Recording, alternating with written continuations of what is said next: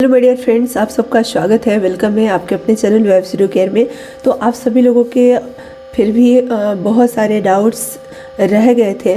मैंने क्लियर करने का कोशिश किया था, फिर भी बहुत सारे क्वेश्चंस आप लोगों के आ रहे हैं। जो अभी रिज़ल्ट आया हुआ है BC EBC वेलफेयर डिपार्टमेंट में, उसके रिगार्डिंग, ठीक है। तो मैंने सोचा कि कुछ जो चीज़ें हैं वो बताना ज़रूरी है। तो मैं आप सभी लोगों के साथ जो भी मुझे जानकारी है वो मैं शेयर करना चाहूँगी, ताकि उससे हो सके कि आपका कुछ हेल्प हो जाए, मदद मिले, ठीक है। तो जैसे कि आप सभी लोगों का एक कमेंट्स आया था, बहुत सारे लोगों का कमेंट्स आया था कि जो सत्यापन प्रपत्र है ये भरने में परेशानी आ रही है, तो इसके बारे में बताइए, ठीक है। तो इसके बारे में मैं आज बताऊंगी। दूसरा कि कुछ ऐसे कमेंट्स आए थे कि मेरा डीवी कहाँ होगा, मुझे पता ही नहीं। तो देखिए, हमने कम्युनिटी में पोस्ट किया है, उस पोस्ट को आप ध्यान से पढ़िए, ठीक है। और उसमें दिया हुआ है कि आपका जो डीवी होगा, क्योंकि देखिए मेरा जो सिलेक्शन हुआ है SC ST वेलफेयर डिपार्टमेंट में मैं पोस्टेड हूँ, और ये जो रिज़ल्ट आया है वो BC EBC जो वेलफेयर डिपार्टमेंट है, यानी इसी की तरह है। वो पिछड़ा अति पिछड़ा का हो गया, और जो मैं ज्वाइन की हूँ ये अनुसूचित जाति जनजाति का हो गया, ठीक है। हालांकि दोनों का पैटर्न सेम है, यानी कि वो आवासीय विद्यालय ही है, ठीक है, लेकिन वो पिछड़ा का हो गया और ये अनुसूचित जाति जनजाति का हो गया। तो इसमें जो चीज़ें हैं कुछ मतलब अलग है। जैसे कैरेक्टर सर्टिफिकेट हम लोगों से नहीं मांगा गया था, हम लोगों के डिपार्टमेंट में नहीं लगा था, और आप लोगों से मांगा गया है। तो उसका एक फॉर्मेट जो है वो मतलब कि साइट पर डाला हुआ है। आप जो साइट है उसको आप विज़िट कीजिए, BC EBC वेलफेयर डिपार्टमेंट, ठीक है। तो इसको या state.bihar.government.in जो हमने कम्युनिटी में पोस्ट किया है, उस पोस्ट को अगर आप पढ़ेंगे, जैसे मैंने अभी लैपटॉप में ओपन कर रखा है, तो इस पोस्ट को अगर आप पढ़ते हैं, ठीक है, तो इसमें भी दिया हुआ है कि आपको किस साइट पर जाना है। साइट का दोनों साइट उसमें दिया हुआ है, उस पर आप जा सकते हैं। तो मैं फिर से एक बार बताना चाहूँगी कि जो आपका काउंसलिंग है वो काउंसलिंग आपका स्टार्ट है, 6 फरवरी से आपका काउंसलिंग स्टार्ट है, ठीक है। और 10 बजे से लेकर के 5 बजे तक आपका काउंसलिंग चल रहा है। कहाँ पर? पटना में। जो भी वेलफेयर डिपार्टमेंट है उसका काउंसलिंग पटना में ही होता है, ठीक है, चाहे वो SC ST डिपार्टमेंट हो या BC EBC डिपार्टमेंट हो। तो कहाँ पर? पटना में जननायक कर्पूरी ठाकुर छात्रावास, मेन रोड, कंकड़बाग। तो आप गूगल मैप में आप सर्च मारेंगे तो आ जाएगा लोकेशन, आप वहाँ पहुँच जाएंगे। पटना कंकड़बाग में है, मेन रोड कंकड़बाग में जो है उसी रोड में ही है कर्पूरी ठाकुर छात्रावास, जननायक कर्पूरी ठाकुर छात्रावास, ठीक है, वहाँ पर चल रहा है। और सब दिया हुआ है, जो हमने कम्युनिटी में पोस्ट किया है उसको आप एक बार पढ़िए। उसमें दिया हुआ है कि किस सब्जेक्ट का किस दिन होगा, ठीक है। जैसे 6 को प्रधानाध्यापक का था, हो गया, और उसके बाद 6 को मंगलवार को ही दिन था आपका प्राइमरी का प्रारंभिक शिक्षक प्रशिक्षित, और कक्षा 6 to 8 का था, भाषा का था, ठीक है। प्रारंभिक शिक्षक प्रशिक्षित कक्षा 6 से 8 का था, गणित एवं विज्ञान का 7 को, ठीक है। 8 को है 6 to 8 का सामाजिक विज्ञान, और भाषा का आपका था 6 को, और गणित विज्ञान का आपका 7 को, और सामाजिक विज्ञान का 8 को, अंग्रेजी हिंदी संस्कृत विज्ञान TGT का आपका 10 को है, और इस तरीके से। और नेक्स्ट यहाँ पर देख लेते हैं, नेक्स्ट आपका है नेक्स्ट यहाँ पर 12 को भी है, 12 को भी है।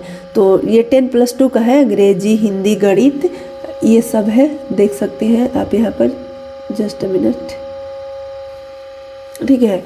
उसके बाद जो भी है वो कम्युनिटी में आप पढ़ लीजिए, उसको मैंने पोस्ट कर रखा है, आप देख लीजिए कि आपके सब्जेक्ट का, आपके पोस्ट का किस दिन है, ठीक है। उस दिन आप जाइए, काउंसलिंग करवाइए। अभी भी क्वेश्चन था कि क्या हम काउंसलिंग में जाएंगे तो ट्रेनिंग के लिए तैयार होकर जाएंगे, नोटिफिकेशन में तो वही लिखा हुआ है, लेकिन अभी आप सभी लोगों का कमेंट्स ही आया था कि वहाँ पर बोला जा रहा है क्योंकि देखिए ये कोई चीज़ें फिक्स नहीं है ना कि जो मेरे साथ हुआ वो आपके साथ होगा, मैं बता दूँ, ये तो कोई फिक्स नहीं है। अब उस समय का जो सिचुएशन था कि उस सेम टाइम ट्रेनिंग में भेजा जाता था, अभी का सिचुएशन जो है वो निकला हुआ सप्लीमेंट्री रिजल्ट, तो इसमें क्या है वो लोग करवाना चाहेंगे अभी ट्रेनिंग की, थोड़ा बाद में करवाना चाहेंगे, ये तो अब वो लोग पर डिपेंड करता है। तो जैसे आप सभी लोगों में से बहुत सारे लोगों का कमेंट्स हमने पढ़ा था, कमेंट सबका पढ़ती हूँ मैं, तो उसमें बहुत सारे लोगों ने ये बोला कि हम लोगों को घर भेज दिया गया, डीवी करा करके हम लोगों को घर भेज दिया गया, ठीक है। तो अब घर भेजने का मतलब ये है कि अभी वो लोग ट्रेनिंग नहीं कराएंगे, ठीक है। अभी ट्रेनिंग नहीं कराएंगे, इसका मतलब कि ट्रेनिंग के लिए वो आगे डेट देंगे, और आगे जब तक डेट नहीं देंगे आपको परेशान होने की ज़रूरत नहीं है, आप आराम से रहिए, और जब डेट आएगा तो फिर आपका होगा, ठीक है। 15 तारीख तक तो काउंसलिंग है, ठीक है, 15 तारीख तक काउंसलिंग है। काउंसलिंग में क्या लेकर जाना है इसी में दिया हुआ है, ठीक है। काउंसलिंग में क्या लेकर जाना है इसमें दिया हुआ है, ऐसे हमने आपको बताया है कौन कौन से डॉक्यूमेंट लेकर जाना है, ये भी आप लोग क्वेश्चन कर रहे हैं, बहुत सारे वीडियो में मैंने बता रखा है, ठीक है। बिहार लोक सेवा आयोग के साइट पर जितने भी आपने डॉक्यूमेंट अपलोड किया है उसको आपको डाउनलोड कर लेना है। डाउनलोड करके वो जिसमें वाटर मार्क लगे हुए हैं उसको सेल्फ सेटिस्फाई यानी सेल्फ डिक्लेयर करना है, ठीक है। और उसके बाद आपको लेकर जाना है, और साथ में उसका एक कॉपी भी ले जाना है और उसका ओरिजिनल भी ले जाना है, ठीक है।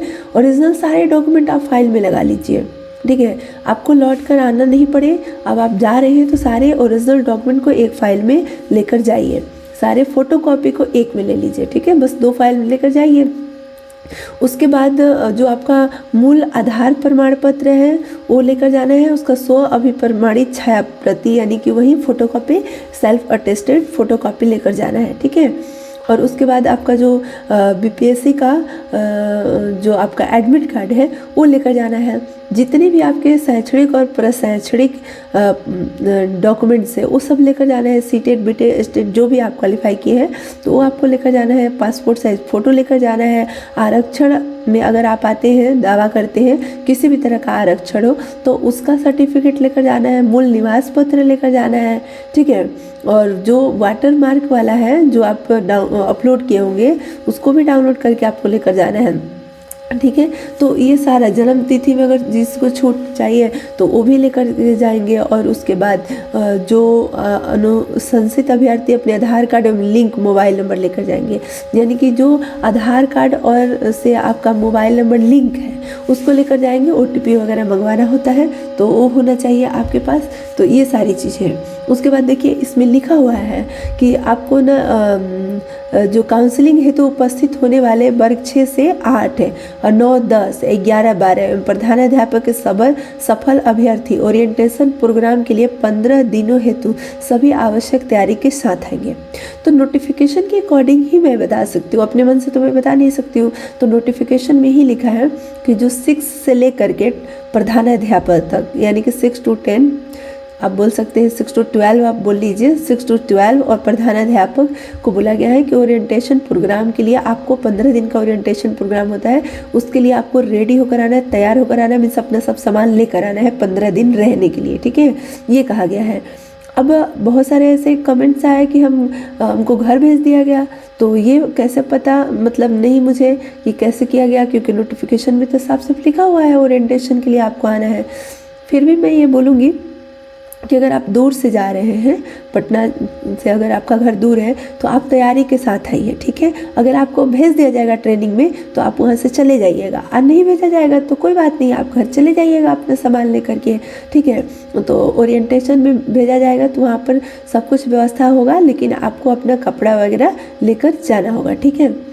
तो ये चीज़ें हो गई। डॉक्यूमेंट के बारे में हमने बता दिया, डिटेल्स उसमें भी लिखा हुआ है, हमने कम्युनिटी में भी पोस्ट किया है, तो उसको आप ध्यान से एक बार पढ़ लीजिए, मिला लीजिए कौन कौन से डॉक्यूमेंट ले जाना है, वैसे लेकर जाइए।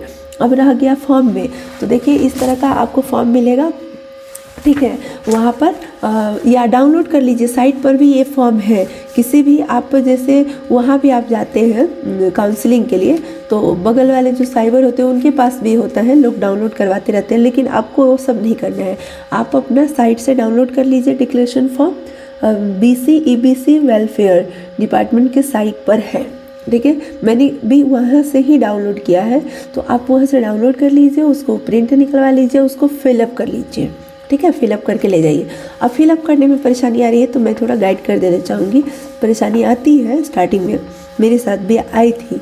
तो यहाँ पर आप देख सकते हो कि फर्स्ट में क्या भरना है, चेतावनी दिया गया है 3 पॉइंट में, आप अपना निकाल लेंगे और आप देख लेंगे जैसे मैं बता रही हूँ उसके अकॉर्डिंग आप मैच करा लेंगे। ठीक है, उसके बाद फर्स्ट में आपको कुल नाम और नाम भरने की बात की गई है, तो आपको नाम अपना भरना है। दूसरा पॉइंट में वर्तमान पूरा पता अर्थात गांव, थाना, जिला सब आपको भरना है। तो इसमें तो कोई दिक्कत नहीं है, प्रेजेंट टाइम में जहाँ भी आप रह रहे हैं तो उसका पूरा डिटेल्स एड्रेस जो होता है, जैसे अगर गांव है तो गांव, थाना ये सब भरना है, जिला, और जो शहर का एड्रेस होता है अगर उस तरह का है तो आप भर दीजिए, जो भी आपका फुल एड्रेस है प्रेजेंट टाइम में आप भर दीजिए। उसके बाद तीसरा पॉइंट में क में है कि घर का पूरा पता, यानी कि घर का गांव, थाना, गली, मोहल्ला, नंबर जो भी होता है आप भर दीजिए, उससे कोई दिक्कत नहीं है। घर का मकान का नंबर नहीं याद है, नहीं आप भरे तो ऐसे कोई दिक्कत नहीं है। ठीक है, भर दीजिए। और उसके बाद गत 5 वर्षों के दौरान उन स्थानों के ब्यौरे दें जहां आपने एक समय में 1 वर्ष से अधिक अवधि के लिए निवास किया है। कहने का मतलब ये है कि 5 सालों के दौरान आप उस स्थान के बारे में बताइए जहां पर आप 1 साल से अधिक रहे हैं। ठीक है, अगर आप मान लीजिए आप गांव में ही रहे तो अपना वही एड्रेस दे देंगे गांव का। अगर आप जहां भी रहे दूसरे जगह भी, मतलब 5 साल के अंदर, जैसे अभी 2024 है, ठीक है, तो आप मान लीजिए 2024 तो 19, 20, 21, 22, 23, ठीक है, यानी कि 2019 से लेकर अब तक जहाँ भी 1 साल से अधिक रहे होंगे, अगर 1 साल या उससे अधिक, तो उसका ब्यौरा आपको देना है। ठीक है, जैसे मान लीजिए पढ़ाई के पर्पज़ से ही जो स्टूडेंट होते हैं वो घर से बाहर 1 साल 2 साल अपना तैयारी करने के लिए रह रहे हैं, तो वहाँ का भी वो एड्रेस अपना दे सकते हैं। ठीक है, ये हो गया। उसके बाद अब ये पूछ रहा है कि कब से कब तक, तो ये तो बोल दिया कि 1 साल या उससे अधिक अगर आप रहे हैं। यहाँ पर बोला है कि 1 साल 1 वर्ष से अधिक अगर आप रहे हैं तो उसका ब्यौरा देना है। तो कब से कब तक रहे हैं ये भी हमको भरना है। 21 वर्ष की आयु पूरा करने के बाद यदि आपने पाकिस्तान सहित अन्य देशों में 1 वर्ष से अधिक के लिए निवास किया हो तो उन सभी स्थानों का भी ब्यौरा देना है। 18 वर्ष के बाद अगर कहीं पर भी आप 1 साल से अधिक पाकिस्तान अथवा किसी दूसरे देश में अगर आप रहे हैं 1 साल से अधिक तो उसका भी आपको ब्यौरा देना है। उसके बाद कब से कब तक रहे ये बताना है। जैसे पॉइंट 1 इस तरह से दिया है, आप अपना निकाल कर देखेंगे, दूसरे पेज पर आ गए हैं। तो यानी कि पहला पॉइंट में नीचे में बॉक्स में, जो बॉक्स है नीचे में, तो यहाँ पर आपको लिख देना है कि कब से और यहाँ पर कब तक। ठीक है, तो आपको अपना ईयर डाल देना है, जैसे 2019 से लेके या 2022 से 2023 तक। ठीक है, उसके बाद लिखा है आवास का पूरा पता, यानी जहाँ आप 1 साल से अधिक रहे हैं उसका पूरा पता देना है। ठीक है, और उसका मुख्यालय का नाम बताना है, उस जगह का जो जिला मुख्यालय है उसका नाम यहाँ पर दे देना है। पाँचवा पॉइंट में है कि पिता का नाम देना है। पिता का मतलब वो कौन से उनका जो राष्ट्रीय है या जन्म जो भी हुआ है उसके अकॉर्डिंग, तो इंडियन हो जाएगा, भारतीय अगर है तो। ठीक है, तो जो भी है यहाँ पर देना है। माँ का भी तो भी भारतीय अगर है तो भारतीय, पति या पत्नी का, भाई का, भाई बहन का।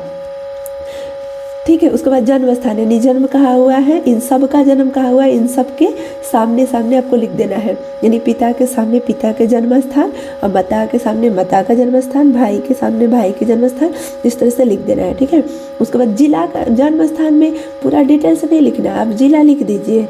ठीक है, स्टेट लिख दीजिए ज़्यादा से ज़्यादा, जैसे हमने लिखा था रोहतास बिहार। ठीक है, इस तरीके से, या किसी ने लिख दिया कि पटना बिहार, सासाराम बिहार, जो भी है, या सिवान बिहार, तो जो भी आप जन्म स्थान है तो जिला, स्टेट, बस पूरा एड्रेस फुल नहीं। व्यवसाय, यदि सेवारत हो तो पदनाम, मतलब अगर किसी आप जॉब में हैं तो उसका नाम बताना है और किस पद पे है वो बता देना है। चौथा पॉइंट में, पाँचवा पॉइंट में, पाँचवा के पाँचवा बता रही हूँ। इसमें क्या है कि पत्राचार एवं वर्तमान पता। ठीक है, यहाँ पर वर्तमान पता बताना है और घर का स्थायी पता बताना है। वर्तमान में जहाँ प्रेजेंट अभी रह रहे हैं, और स्थायी मतलब जो घर का स्थायी पता है। छठा में है उस पुत्र या पुत्रों और पुत्री ये पुत्रियों के बारे में सूचना दे जो रह रहे हैं।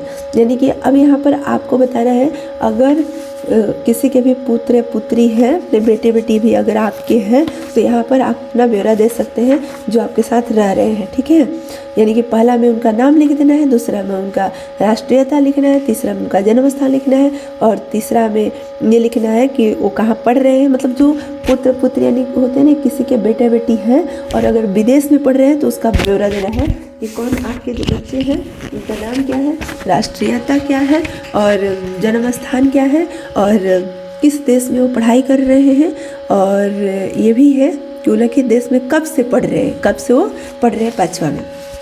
तो ये छठा हो गया। सातवां में राष्ट्रीयता, तो यहाँ भारतीय लिख देंगे।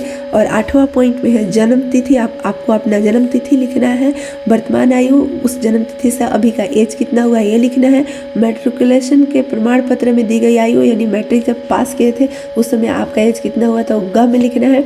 अब देखिए 9 का क में जिला और राज्य के नाम, तो जिला लिख देना है, जो भी आपका जिला है, जैसे पटना है तो पटना बिहार हो गया, मतलब जिला और राज्य के साथ आप किस जिले से एवं राज्य से संबंध है, तो जैसे पटना जिला और बिहार राज्य है तो पटना बिहार लिख देना है।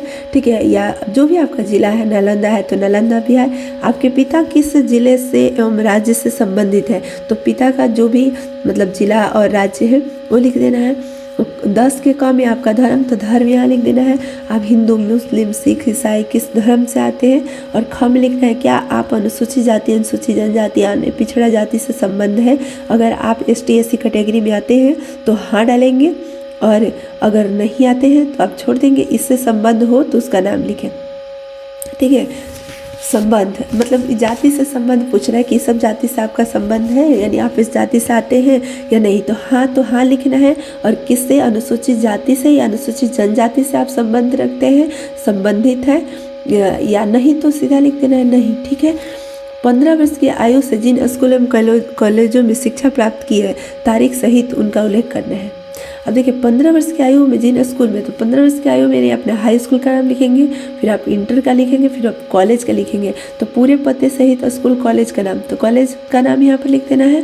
और स्कूल में कब आप एंट्री किए, कब आप छोड़े, तो इसको ऐसे लिखिए। देखिए जैसे मान लीजिए किसी ने 2010 में एंट्री किया तो 2010 केवल लिख देना है, हमने ऐसे ही लिखा था, डेट नहीं डाला था, बस ईयर। और 2012 में यानी मैट्रिक का स्कूल का नाम लिख दिए। फिर मैट्रिक में एंट्री कब किया, अगर मैट्रिक आप 10 में पास किए, 12 में पास किए, 14 में पास किए, जब भी किए, जैसे आप 14 में पास किए तो 12 से 14, तो आप लिखिए कि स्कूल में प्रवेश करने की तारीख तो 2012 और स्कूल छोड़ने की तारीख तो 2014। ठीक है, यानी आप 9th और 10th 2 साल पढ़े ना हाई स्कूल में आप गए, तो कौन सी परीक्षा पास किए, तो मैट्रिक। ठीक है, ये हो गया। उसके बाद 15 वर्ष की आयु में तो यही होता है, मैट्रिक ही। नेक्स्ट है क्या आप केंद्र अथवा राज्य सरकार अथवा अर्ध सरकारी निकाय अथवा स्वायत्त निकाय अथवा लोक उपक्रम अथवा निजी फर्म अथवा संस्थान में सेवारत है अथवा सेवारत रह चुके हैं। यानी कि अगर आप सेवा में हैं तो ये आपको ब्यौरा देना है, अगर आप सेवा में नहीं है तो ये ब्यौरा आपको नहीं देना है। ठीक है, अगर आप हैं तो कब से कब तक है अवधि, किस पद पे थे।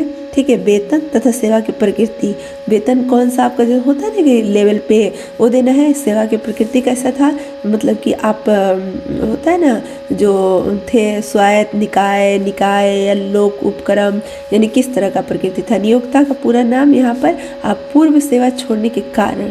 ठीक है, पहले जो सेवा आपने छोड़ा है तो उसका कारण क्या है कि आपने छोड़ा है। ठीक है, तो ये सारी चीज़ें हो गई। उसके बाद अब यहाँ पर हाना करना है।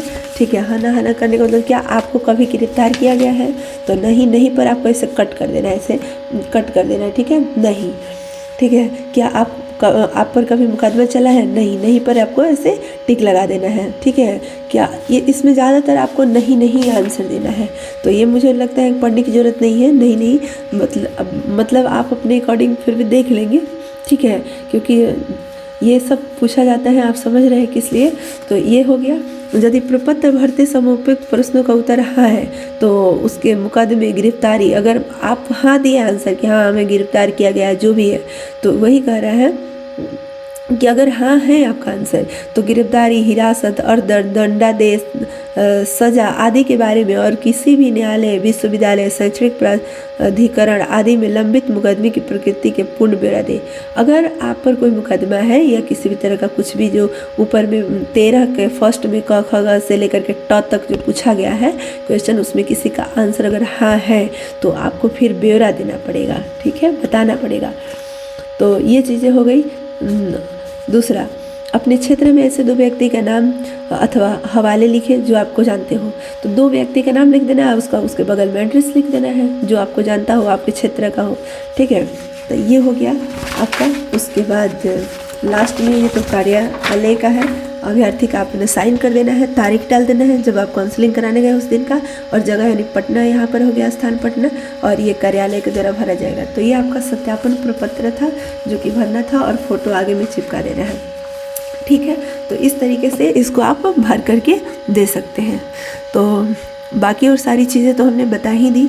वेलफेयर डिपार्टमेंट के बारे में आप सभी लोग जानते ही हो, ठीक है। आवासीय विद्यालय होता है, रहने के लिए फ्लैट वगैरह टीचर को प्रोवाइड किया जाता है, कहीं कहीं नहीं भी रहता है तो आपको बाहर से रहना पड़ता है। खाने पीने का कोई सुविधा नहीं होता है, खाने का मतलब आप ले सकते हो खाना, उसके लिए पेमेंट करना होता है, मतलब खाने पीने का फ्री सुविधा नहीं होता है, ठीक है।